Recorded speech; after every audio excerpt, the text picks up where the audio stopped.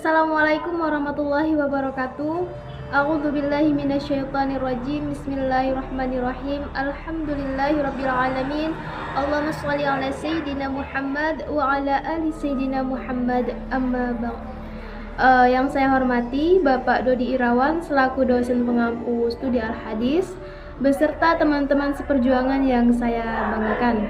Alhamdulillah, pertama dan paling utama marilah kita panjatkan puji syukur kita atas kehadirat Allah Subhanahu wa taala yang mana telah melimpahkan rahmat dan taufik hidayahnya sehingga pada kesempatan hari ini kita masih diberikan kenikmatan iman dan Islam. Sholawat teriring salam semoga tetap tercurah limpahkan kepada junjungan kita, yakni Nabi besar kita, Habibana Wabiyana Muhammad Sallallahu Alaihi Wasallam. Semoga di yaumul kiamah nanti kita mendapatkan syafaatnya. Amin amin ya rabbal alamin.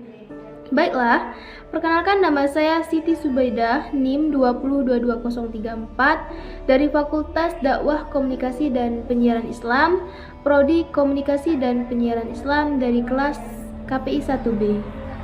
Baiklah teman-teman, di sini saya ingin menyampaikan tentang hadis maudhu. Tentunya hadis maudhu ini tidak asing lagi bagi kita yang mengetahui dan sangat asing sekali bagi kita yang tidak mengetahui. Hadis maudhu ini biasa disebut hadis palsu, dan pengertiannya hadis maudhu ini adalah hadis yang disandarkan kepada Rasulullah Shallallahu Alaihi Wasallam, baik itu perkataan, perbuatan dan takrirnya secara dusta. Mungkin kita pernah menemukan hadis maudhu ini di internet, tak sengaja kita membaca ataupun melihat, tapi kita tidak mengetahui itu adalah hadis maudhu. Dan untuk zaman sekarang kita tidak tahu, banyak sekali aliran-aliran yang membawa nama Islam, namun aliran tersebut tidak mengajarkan kita ajaran agama Islam itu secara kafah, dan kita harus berhati-hati terhadap itu. Dan sejarah hadis maudhu ini itu terjadi pada masa Utsman bin Affan. Nah, pada masa pemerintahan Utsman bin Affan itu ada seorang pemuda Yahudi yang sudah memeluk agama Islam. Dia ini adalah seseorang yang sangat membenci agama Islam. Siapa dia? Yakni Abdullah bin Sabah.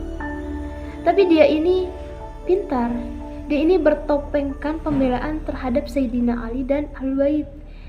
Dia menaburkan fitnah kepada orang banyak bahwa Utsman bin Affan itu tidak cocok menjadi seorang khalifah. Yang cocok ataupun yang berhak itu adalah Sayyidina Ali.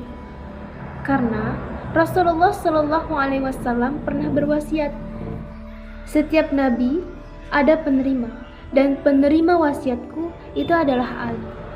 Hadis maudhu ini dibuat hanya untuk mendukung propagandanya terhadap agama Islam. Namun pada masa itu sahabat utama itu masih hidup dan masih bisa mencegah perluasan hadis maudhu ini.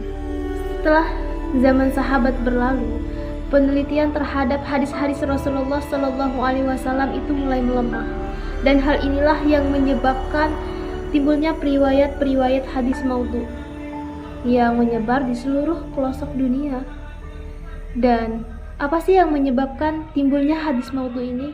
Faktor-faktor yang menyebabkan timbulnya hadis maudhu itu, yang pertama ini, dan yang kedua ini, dan yang ketiga ini, dan yang keempat, dan yang terakhir ini. Kelima ini itu merupakan penyebab ataupun faktor timbulnya hadis maudhu. Dan untuk mengetahui hadis maudhu itu, yang pertama ciri-cirinya terletak pada matannya, yang mana memiliki lafaz yang buruk dan memiliki makna yang buruk. Dan yang kedua itu ciri terhadap sanadnya.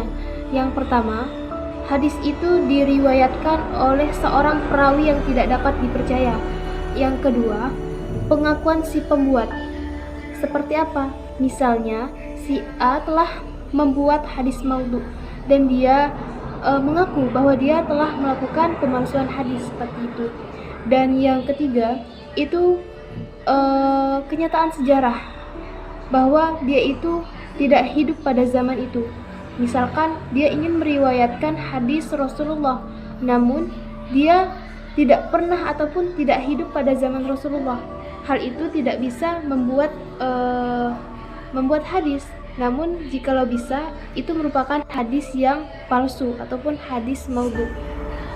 Dan bagi umat muslim, hukum meriwayatkan hadis maudhu dengan sengaja itu adalah haram dan mendapatkan dosa.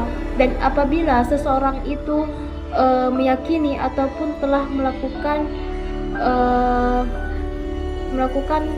perbuatan dan dia tersebut tidak mengetahui bahwa hadis itu palsu, maka dia tidak berdosa. Namun apabila dia sudah mengetahui namun masih tetap dikerjakan, dia mendapatkan dosa. Jadi ketika kita sudah mengetahui hadis itu maudhu, maka segeralah kita tinggalkan ataupun tidak usah mengikuti hadis tersebut. Nah, teman-teman semua, mungkin hanya itu saja yang dapat saya sampaikan. Kurang dan lebihnya saya minta maaf kepada Allah, saya mohon ampun. Wabillahi taufiq wal hidayah. Wassalamualaikum warahmatullahi wabarakatuh.